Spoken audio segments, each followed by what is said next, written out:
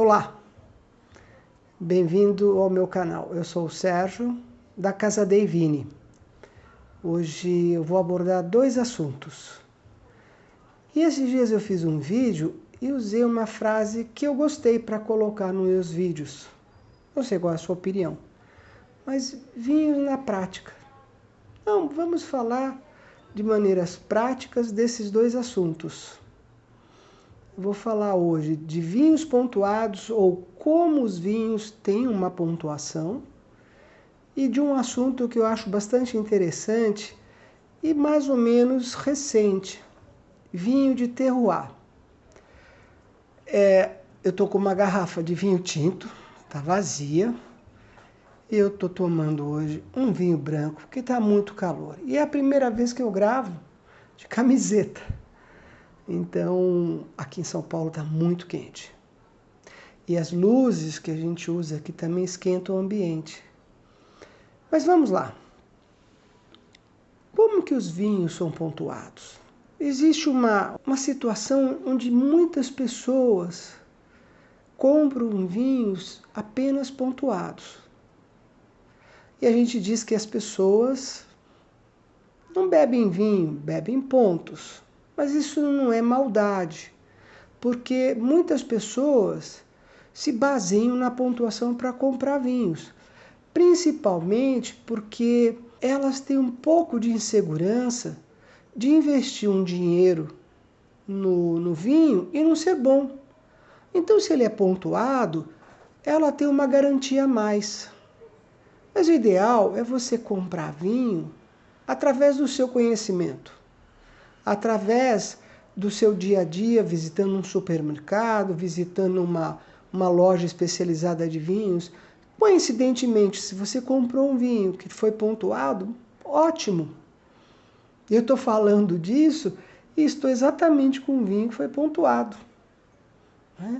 Eu fiz escolha de vários vinhos outro dia numa loja especializada e depois que eu vi que esse vinho era pontuado. Esse vinho, ele recebeu, é um vinho chileno, ele recebeu 92 pontos. Mas como que as pessoas dão a pontuação? Quem são essas pessoas? Ou quem são as entidades ou as empresas que pontuam os vinhos? O mais famoso pontuador de vinho na história atual é uma pessoa chamada Robert Parker. É um americano. Ele é um advogado. E o pai dele era especialista em essências. E ele cresceu respirando aromas, essências e tudo mais. Se formou em advocacia, mas ele descobriu que o negócio mesmo que ele gostava era de vinho. E ainda gosta muito. Ele apurou os sentidos dele, principalmente o olfato, durante a vida dele quando viveu com os pais, ou principalmente com o pai.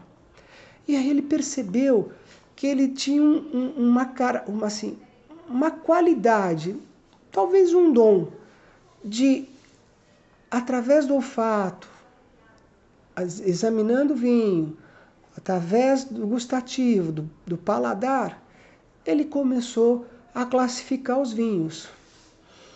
Eu não sei se originou com ele, mas ele é um dos mais famosos. E depois dele, vieram muitos e todos estão trabalhando até hoje na pontuação. O que um avaliador de vinho faz? Primeiro, que ele compra todos os vinhos que ele vai avaliar. Ele não recebe, para não ser tendencioso. Então, essas pessoas que avaliam são pessoas seríssimas e que levam o trabalho de pontuação muito a sério. E ele vai fazer o que eu já falei em alguns vídeos. Tem uma ficha. No caso do Robert Parker, eu não sei a ficha que ele usa, mas ele vai de 0 a 100. E de 0 a 100 também vai uma ficha da Associação Brasileira de Sommeliers, que avalia a cor do vinho, os aromas do vinho, o paladar no vinho, o equilíbrio, a persistência. São algumas características que eles padronizaram para chegar a uma pontuação. Então imagina o Robert Parker com uma taça de vinho na mão e a ficha aqui do lado. E ele vai olhar a cor do vinho, como eu já ensinei, se tem brilho, se não tem nenhuma substância sólida aqui, que não é para ter. Esse vinho eu tirei da geladeira, então ele soou toda a taça. Então eu vou pedir licença a vocês. Soar a taça é uma expressão antiga, né? Meu pai e minha mãe falavam, a taça está suando, né? Então ele olha, aí ele vem para o aroma. Feito isso, ele começa a avaliar se o vinho tem tipicidade, se o que ele está tomando é da garrafa que está aqui na mesa. Vai para a boca, põe na boca, avalia e ele vai colocando pontos de 0 a 10. No caso, 10 itens somam 100. E aí, ele vai colocar a pontuação nesses vinhos. E as empresas, os importadores, os próprios produtores, as vinícolas, elaboram selos, que são selos de verdade, que eu quero dizer, eu não vou colocar um selo numa garrafa que não foi pontuada. Então, esse selo é legítimo. Você põe e quando você chega numa loja para comprar o seu vinho, você pode encontrar um vinho pontuado, isso vai dar um respaldo para você. Se você não tem muito conhecimento, isso te ajuda muito. E existe até não, tem mais, eu já vi. Mas o mais famoso também é o Vivino, que vai até 5, se eu não me engano. Eu não costumo usar o Vivino, mas eu sei como funciona de uma maneira geral. A pessoa tira uma foto do vinho e ele vem com uma pontuação que é um ranking dado por várias pessoas que tomaram o mesmo vinho. É uma maneira segura de você adquirir a sua garrafa de vinho. Mas além do Robert Parker, tem o James Suckling, que foi esse que pontuou de 92 pontos, James Suckling. É uma outra autoridade. A Jancis Robinson também, uma outra autoridade, uma inglesa. A revista Decanter, a revista, não é bem a revista, mas uma entidade que elabora um vinho chamado Gambero Rosso, que é italiano. Penin, que é espanhol. Descorchados, para nós é o mais famoso aqui na América do Sul, porque essa entidade que publica um manual depois, todos os anos, ele pontua os vinhos argentinos, chilenos, uruguaios e brasileiros, descorchados. Mas como eu disse, eu não uso nem o Vivino e nem escolho vinhos pela pontuação. Apesar de ministrar a aula fazendo degustações clássicas com avaliação dessa ficha, às cegas, eu faço isso, mas mais para dar ideia às pessoas como é que esses vinhos são pontuados. O que eu me baseio na compra dos meus vinhos, no meu conhecimento. Então, eu não sou apegado à pontuação. Eu sei que tem pessoas que comprei um vinho, 94 pontos Parkers e assim por diante.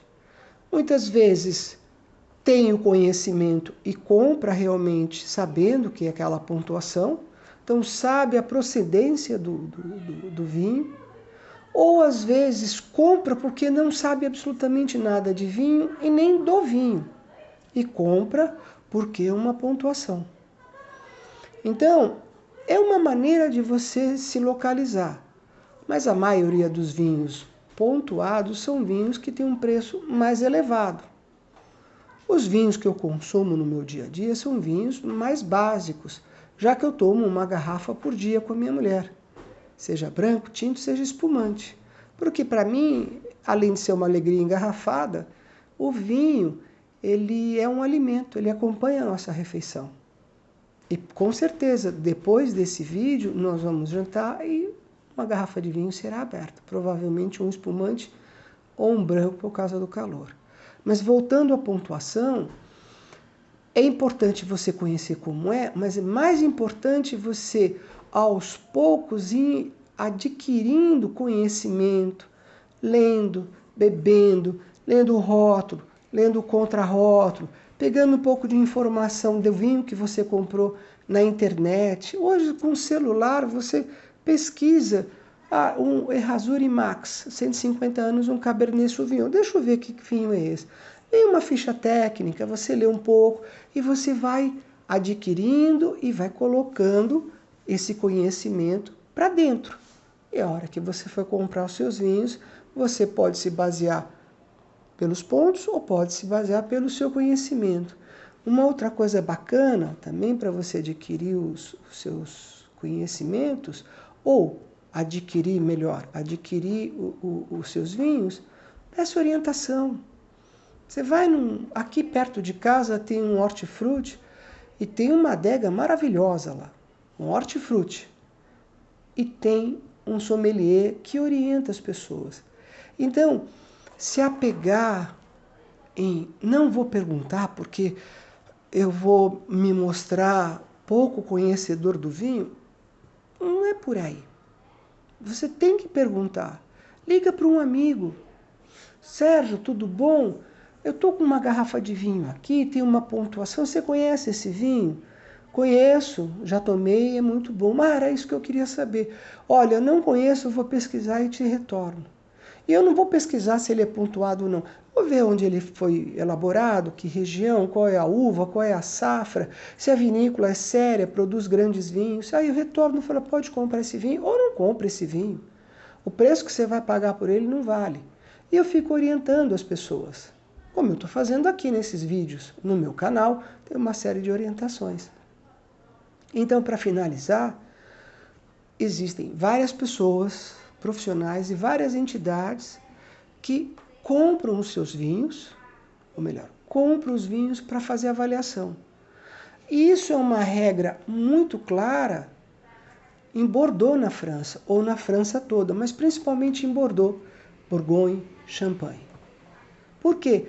Os produtores, as vinícolas, querem ter os seus vinhos avaliados por especialistas. Mas também muita gente tem a certeza de que lá eles produzem grandes vinhos. E muitos vinhos não são pontuados. Mas funciona muito bem para o resto do mundo também. Tanto para o velho mundo como para o novo mundo.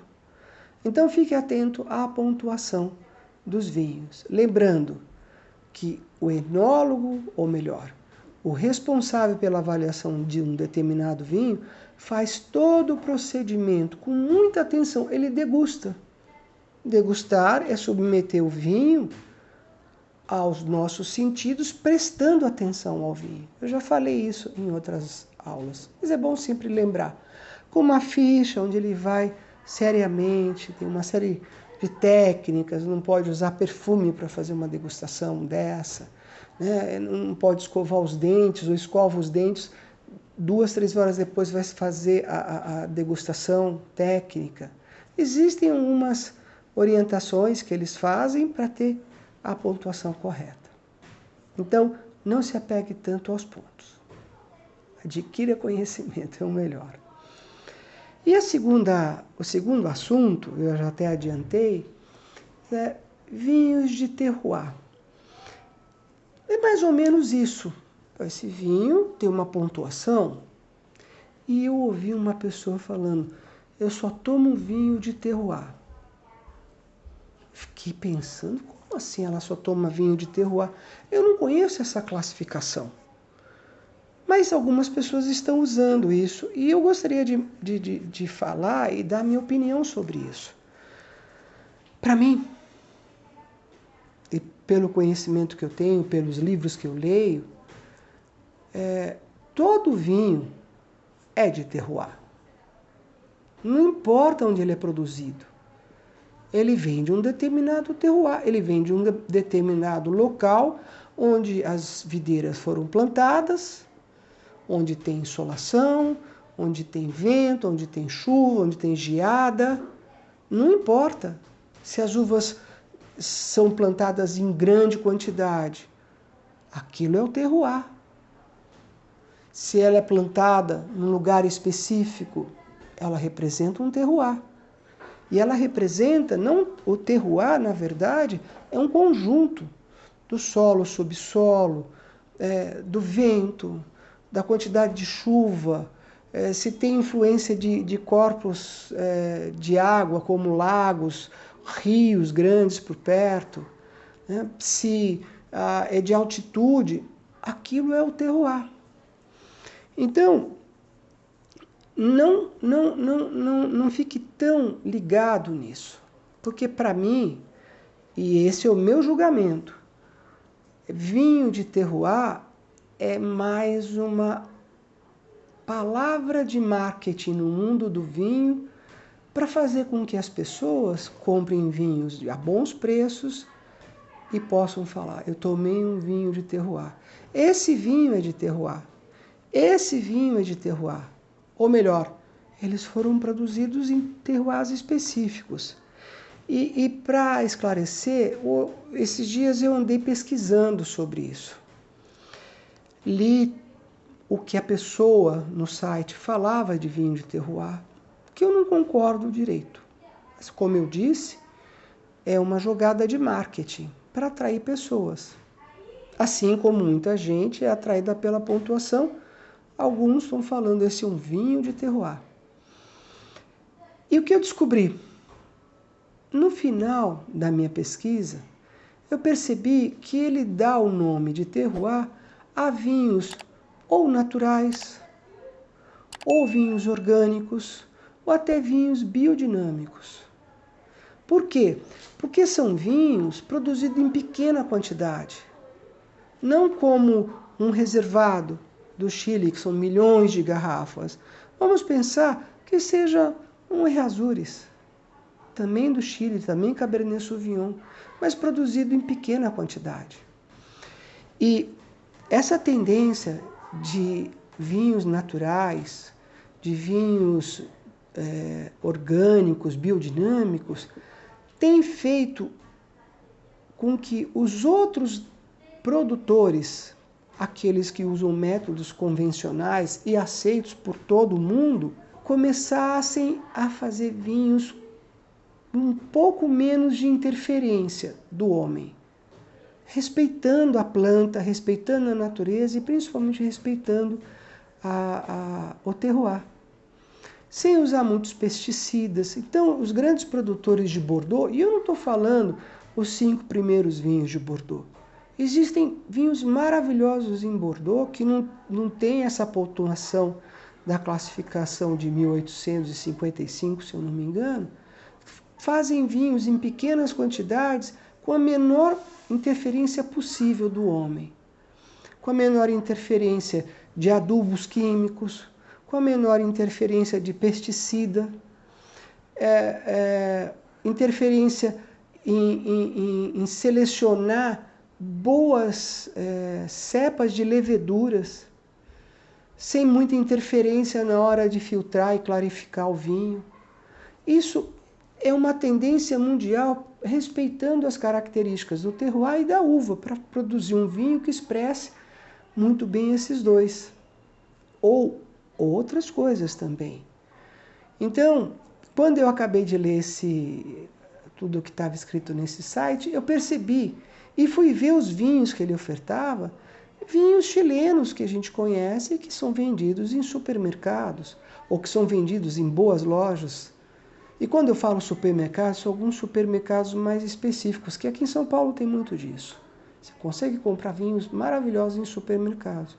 E eu pude ver que os vinhos que ele mencionava serem de terroir, na verdade eram vinhos naturais, biodinâmicos, orgânicos ou com pouca interferência da mão humana, como eu falei antes, né? De pesticidas, de adubos, de processo de clarificação, de filtragem. Então, quando alguém falar para você que está tomando um vinho de terroir, preste atenção. Pode ser que ela esteja se referindo a um vinho orgânico e que foi produzido e as uvas vieram de um terroir. E o vinho vai expressar aquele terroir. Então, para mim, todos os vinhos vêm de um terroir. E vinho de terroir pode ser uma jogada de marketing onde o produtor, ou melhor, o importador, está dizendo que aqueles vinhos que ele está vendendo são vinhos que têm uma menor interferência da mão humana. Eu sei que é um assunto meio maçante, eu não tenho muitos exemplos, eu não estou fazendo nada tão técnico aqui, mas eu gostaria de ter passado, espero que você tenha entendido, esses 2 pontos em relação a se classificar um vinho. O mais importante é você, aos poucos, ir adquirindo conhecimento e ter uma bagagem mínima possível para você falar, desse vinho eu gosto, vou escolher isso porque o rótulo me diz algumas coisas, o contrarótulo me orienta, eu já tenho um pouco de conhecimento, então eu vou comprar esse vinho. E o mais gostoso no mundo do vinho, comprei um vinho pensando que era uma coisa e veio outra. Eu já fiz muito isso. Para finalizar, uma vez eu comprei um vinho do Piemonte, eu estava assim, babando para tomar esse vinho. Aí eu pus na minha taça, na temperatura certa, na taça certa. Não paguei barato no vinho. Era um Barbera. Aí, nada. Pus no nariz, nada. Não, preciso oxigenar. Oxigenei. Nada de aroma. Não tem aroma. O que está acontecendo? Usei um decanter, agitei bastante. Pus na taça, nada, do começo ao fim. Olha que ele ficou aberto umas 2 horas antes de eu jogar fora. Ou, na verdade, eu guardei para usar, para fazer uma comida em casa. O vinho tinha todas as características maravilhosas por fora, mas provavelmente o vinho foi mal armazenado. Sofreu principalmente variação brusca de temperatura por muito tempo. Subiu, desceu a temperatura. Ele pode até ter ficado guardado, deitado, mas a temperatura e a variação de temperatura fez com que o vinho perdesse as principais características de aroma e de paladar. E foi uma decepção muito grande. Bom, eu não compro mais essa marca desse vinho, porque eu adquiri um conhecimento. Não, posso comprar um outro dia uma safra mais nova e experimentar se realmente aquele que eu comprei lá no passado estava estragado. Mas pela minha experiência ele estava. É isso. A gente se vê num próximo vídeo. Saúde a todos vocês.